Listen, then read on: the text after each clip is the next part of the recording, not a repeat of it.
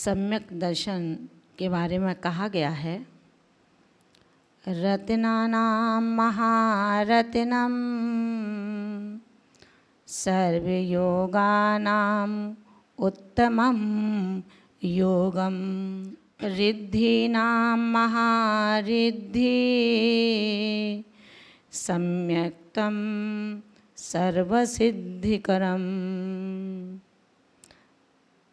ये सम्यक दर्शन, ये सम्यक्त रत्नों में महारत्न है, योगों में महा उत्तम योग है और समस्त रिद्धियों में महारिद्धि है।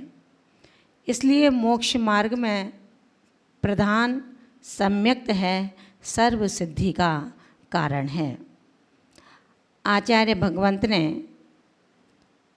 यहाँ उल्लेखित किया कि सम्यक दृष्टि को दुख कैसा, जो संवेग, प्रशम, आस्तिक, अनुकंपा आदि गुणों से युक्त है।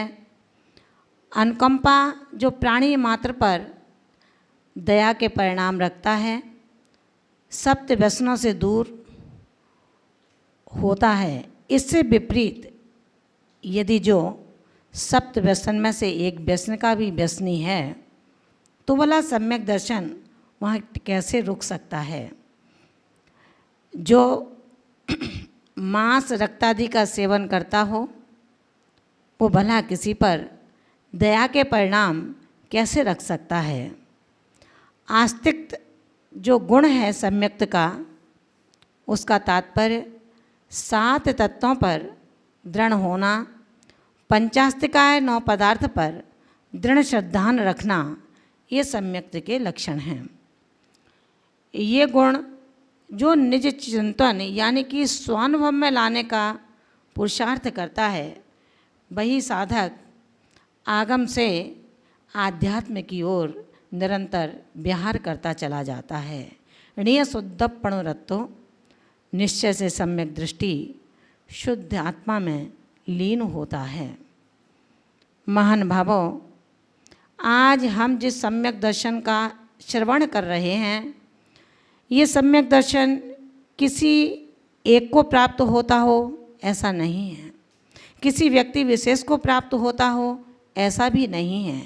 ये उस पुरुष का पुरुषार्थ है जिसने अपनी आत्मा की सिद्धि के उपायों को खोजा है, जिसने अपने पुरुषार्थ से अपने पुरुषत्व को जगा लिया है। अपने पुरुष को जगाने का तात्पर्य जिसने शुद्ध आत्मा की अविरल एकत्व विभक्त शक्ति को प्राप्त करने का लक्ष्य ही बना लिया है। क्योंकि धर्म और धर्म का फल केवल यही होता है जो धर्मात्मा के प्रति प्रीति का भाव रखे। हमारा सम्यक दर्शन सराग सम्यक दर्शन होते हुए भी असंख्यात गुणी निर्जरा का हेतु है, लेकिन अंतर इतना है उस बीतराग और सराग सम्यक दर्शन में, जो शुद्धोपयोगी अपनी आत्मा का निरंतर चिंतन करता है, अपनी आत्मा के चिंतन में रत रहता है, उसकी जो निर्जरा है वो निर्जरा बंध से रहित है। और सराग सम्यक दृष्टि की यानी कि जो संयम के साथ शुभोपयोग की सिद्धि में शुभोपयोग में लीन है, उसकी निर्जरा असंख्यात गुणी निर्जरा तो है लेकिन बंध युक्त है। परंपरा से मुक्ति का निर्वाण सुलाभ का एक कारण है। ठीक उस प्रकार जैसे एक हीरे जवाहरात का व्यापारी अगर अपने व्यापार में हीरे जवाहरात का उद्यम करता है और उसकी शक्ति उस व्यापार को खोलने की नहीं है, तो बहुत अच्छा ये है कि तुम्हारा उद्देश्य है कि मैं अच्छे से अच्छा व्यापार करूं। आपका उद्देश्य है कि एक ऐसा कारोबार खोलूं जिसके माध्यम से मेरी जाति, कुल का और मेरे धर्म का यश ऊंचा हो। लेकिन जैन दर्शन में कहा है कि हीरे जवाहरात की दुकान खोलने वाला, व्यापार करने वाला व्यापारी यदि सक्षम नहीं है अर्थ से, तो क्या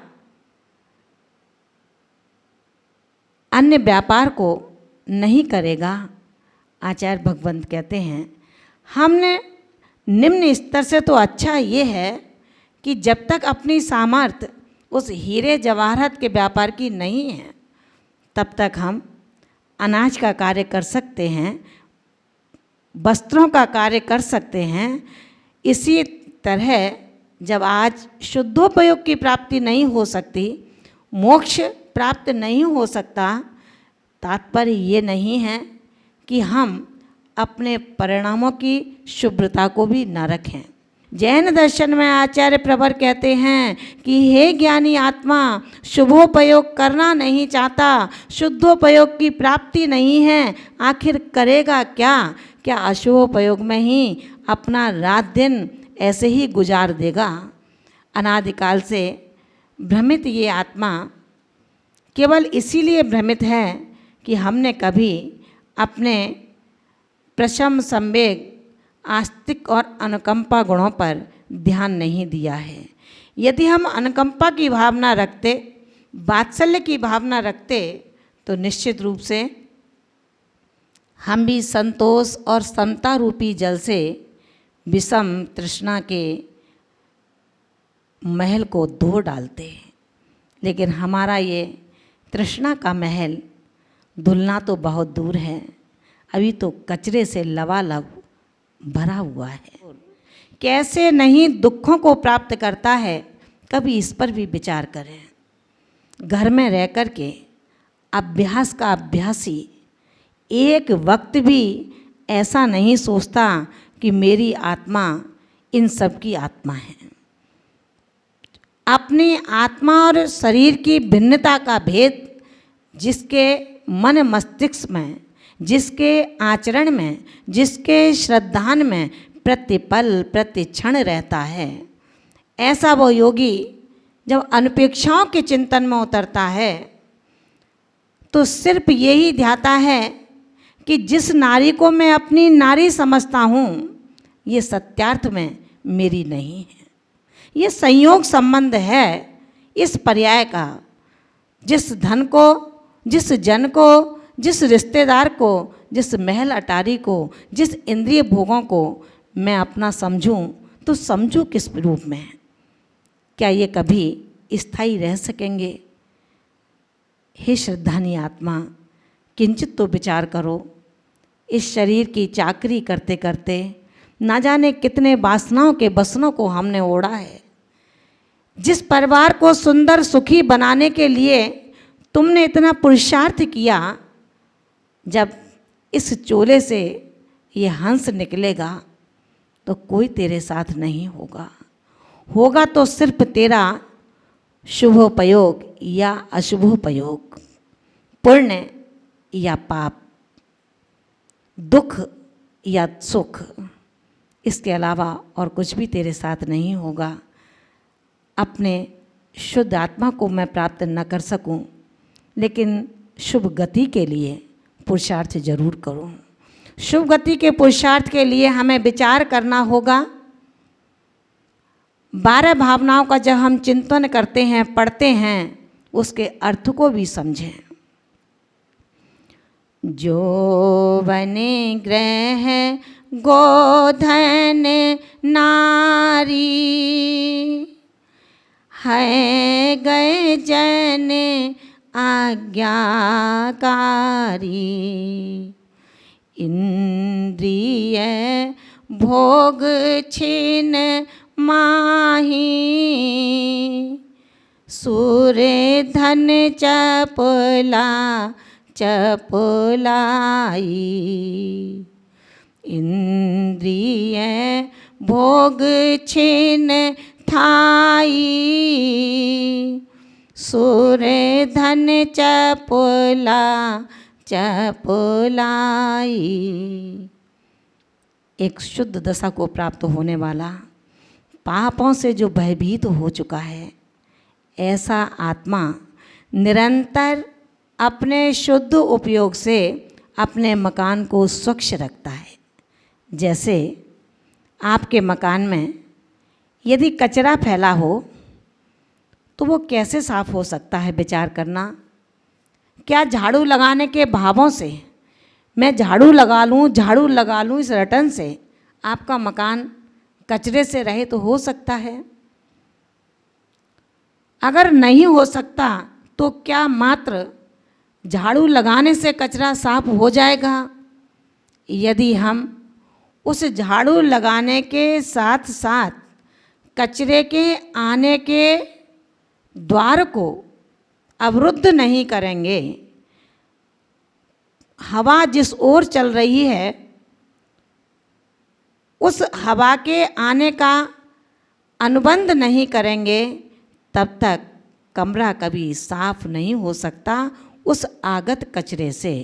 ठीक उसी प्रकार जो पूर्वबद्ध कर्मों की निर्जरा निरंतर होती है, उस निर्जरा के साथ यदि अभिनव कर्म बंध से हम बच जाएं, नवीन कर्म बंध से हम बच जाएं, बस यही क्रिया हमारी और आपकी शुद्ध आत्मा की ओर प्रवेश द्वार का कार्य करेगी।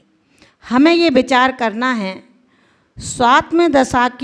स्वात्मा की शुद्ध दशा को प्राप्त करने के लिए भेद विज्ञान के स्वसंवित्ति की निरंतर उपादेयता मेरे लिए परम आवश्यक है। इस देह और देही को क्षीर नीरवत समझ के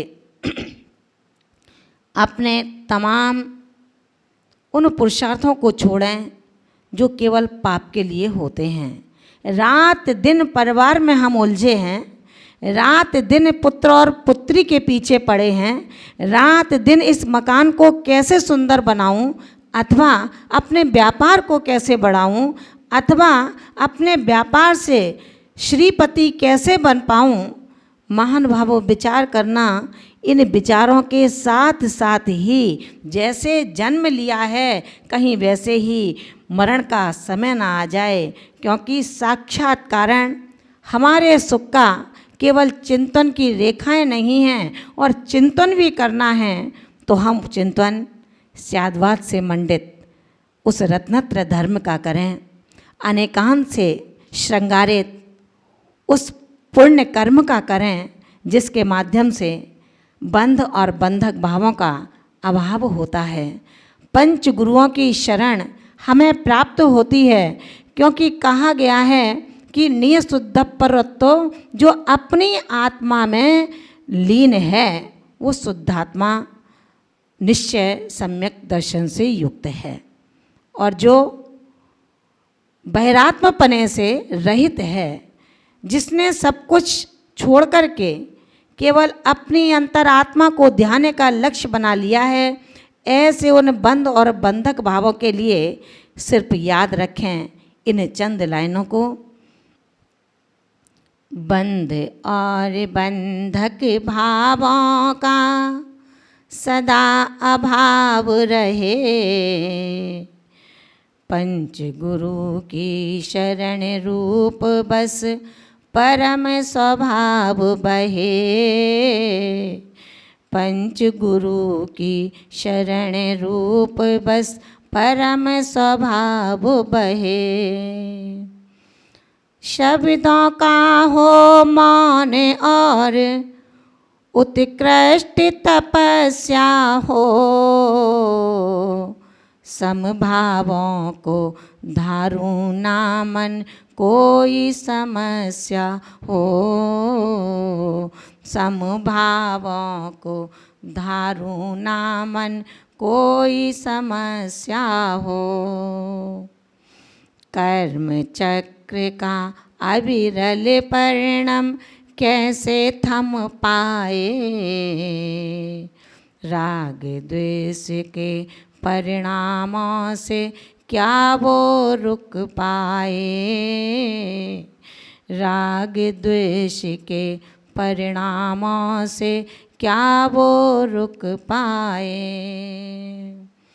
उपशम भावों का उद्भव जब हो, उपशम भावों का उद्भव जब अंतस में होगा, ज्ञानी तू फिर अपने को अपने में परखेगा, ज्ञानी तू फिर अपने को अपने में परखेगा। आत्मा के इस महत्वपूर्ण दशा के लिए हम सिर्फ आचार्य कुंद कुंद भगवंत की छठवीं कारिका को उपादेयता देते हुए इसको ध्यान में लाएं, ना दिगंबर मुनि मुद्रा का तिरस्कार करें, निंदक की अवधारणा को अपने मन में ना बनाएं, वरन गुरुओं के चरणों में अपने द्वारा किए गए दुष्कृत्यों की, दुष्विचारों की, खोटे कर्मों की हम आलोचना करें, निंदा करें, गर्हा करें और प्रायश्चित को ग्रहण करके उन अतीत के समस्त पापों का निर्बंध दशा को प्राप्त करके हम शुद्ध आत्मा में अनुरक्त हों। और जब तक अनुरक्त नहीं हो पा रहे तब तक के लिए केवल पुरुषार्थ ये ही रखें जो शुद्ध आत्मा में लीन हैं, जिन्होंने इस जिन लिंग को प्राप्त किया है, जो प्रतिदिन मंदिर जाते हैं, जो गुरुओं के आचरण, आहार विहार आदि का समस्त कार्य कराते हैं, ऐसे धर्मात्माओं के लिए हम अपना सहयोग दें। और सहयोग न दे पाएँ तो कोई बात नहीं, लेकिन कभी उनकी टांग ना खींचें, कभी उनकी बुराई ना करें, कभी उनको आगे बढ़ने से रोके नहीं। ये महान अंतराय कर्म हमारे जीवन में एक बहुत बड़ा अंतराय लेकर के खड़ा होता है। इन्हीं भावों के साथ में केवल गए दुखो होद सद्दिट्ठी, ऐसा सम्यक दृष्टि जो अपनी आत्मा में रत है, बहरात्मपने से दूर है, जिन धर्म मुनि और जिन वाणी को मानता है वो कभी दुखों से युक्त नहीं होता है।